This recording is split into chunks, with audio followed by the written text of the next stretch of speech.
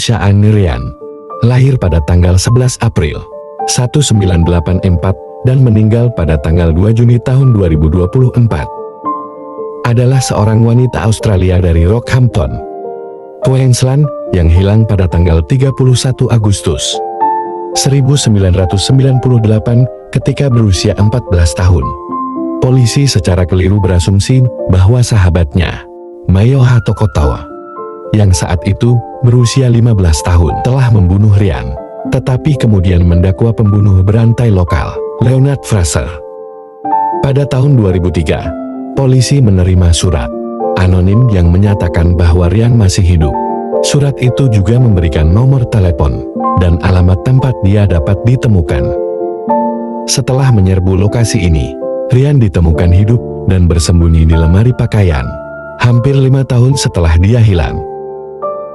Selama persidangan pembunuhan Fraser, terungkap bahwa Ryan yang berusia 14 tahun, telah meninggalkan rumah dengan sukarela untuk bersama pacarnya, Scott Black, yang berusia 22 tahun, dan telah tinggal dan bersembunyi di rumahnya sejak dia menghilang.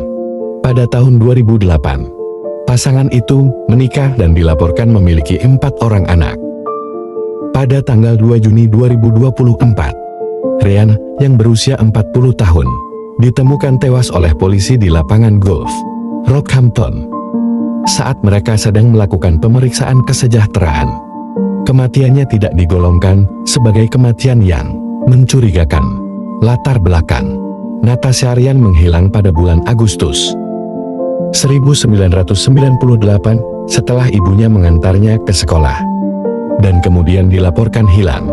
Harapan untuk menemukan Ryan dalam keadaan hidup segera sirna, dan polisi menyimpulkan bahwa dia telah dibunuh oleh pembunuh berantai Rockhampton, Leonard Fraser, yang kemudian didakwa atas pembunuhan Ryan. Pencarian yang ekstensif dan menyeluruh dilakukan terhadapnya dan 3 gadis lainnya 2 tahun setelah dia menghilang oleh polisi dan relawan Dinas Darurat Negara Bagian SS setempat sebagai bagian dari penyelidikan terhadap seorang pembunuh berantai.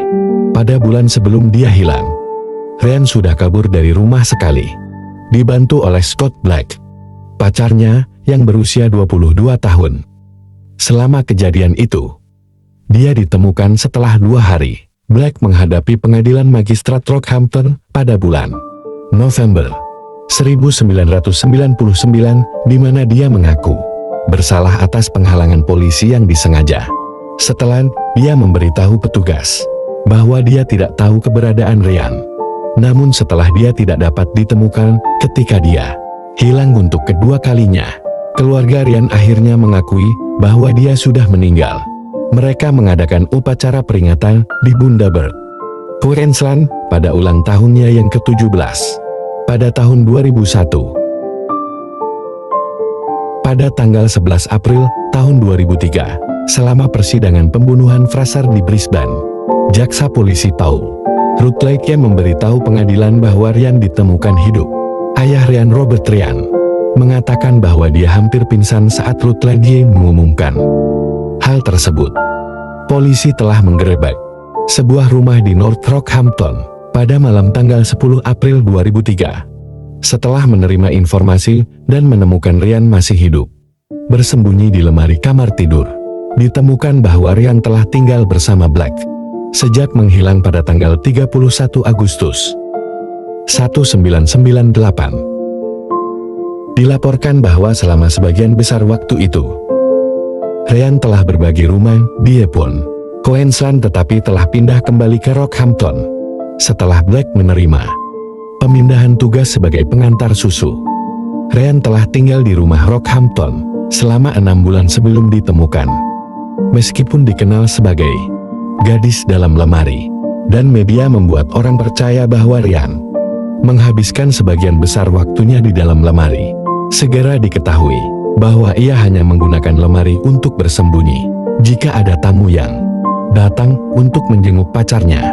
Di waktu yang tersisa, Ryan bebas berjalan-jalan di sekitar rumah, tetapi selalu dengan tirai tertutup. Dilaporkan juga bahwa ia telah keluar beberapa kali tetapi selalu dalam kegelapan, termasuk kunjungan tengah malam ke pantai.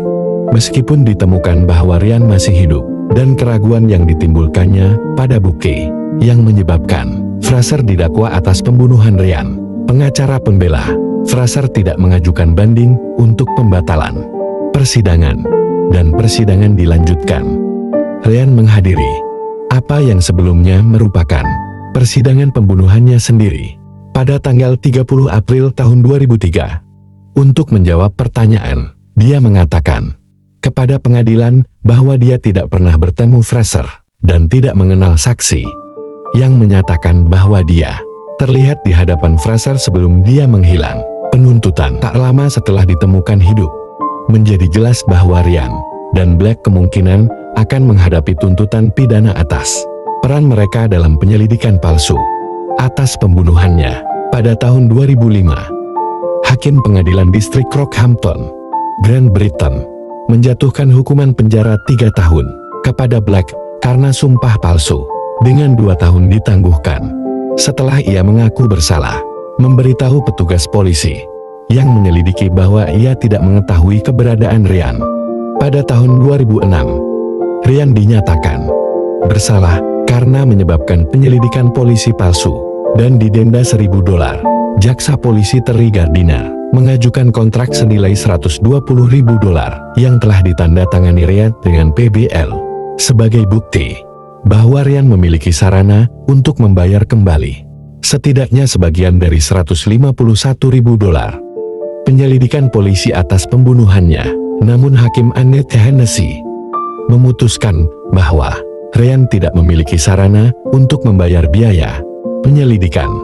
Dalam proses pengadilan yang sama, Black dihukum lebih lanjut dengan dinyatakan bersalah, didenda $3.000 dan diperintahkan untuk membayar $16.000 untuk biaya penyelidikan. Kisah Ryan yang ditemukan hidup selama persidangan pembunuhan menarik perhatian internasional. Setelah kemunculannya kembali, Humas Australia Max Markson mengontrak Ryan sebagai klien dan menegosiasikan kesepakatan potensial dengan beberapa organisasi media. Markson akhirnya mendapatkan kesepakatan media dengan Publishing and Broadcasting Limited, yang merupakan perusahaan induk dari ACP Magazines dan Nan Network. Kesepakatan tersebut menjamin bahwa Ryan akan melakukan wawancara eksklusif dengan Women's Day dan 60 Minutes milik SCP. 60 Minutes mengirim reporter Tara Brown ke Rockhampton untuk mewawancarai Ryan.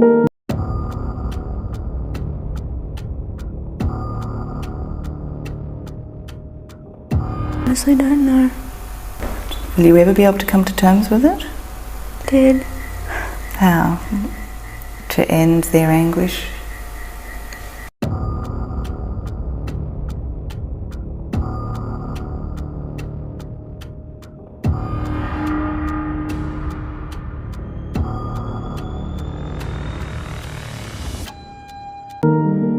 Dengan asumsi bahwa cerita Ryan akan memberi mereka program pemenang rating, 60 Minutes menahan siaran tersebut hingga tanggal 20 April 2003 dalam upaya untuk mengalihkan pemirsa dari pemutaran perdana musim ketiga dari pemenang rating mereka, Big Brother, di Network 10. Strategi tersebut gagal, dan Big Brother memenangkan pertarungan dengan rata-rata pemirsa.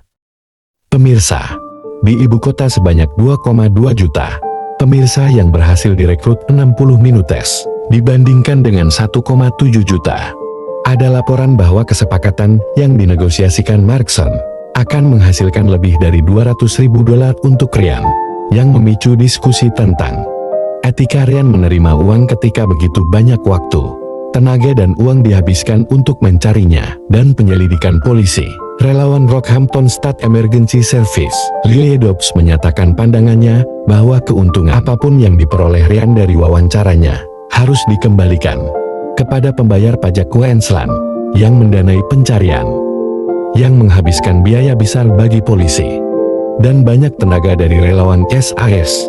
Kontrak tersebut akhirnya dibuat dalam proses pengadilan pada tahun 2006 yang mengonfirmasi bahwa Ryan telah dibayar $120.000 untuk wawancara tersebut. Ryan dan Black menikah pada tahun 2008 dipercaya oleh siapa?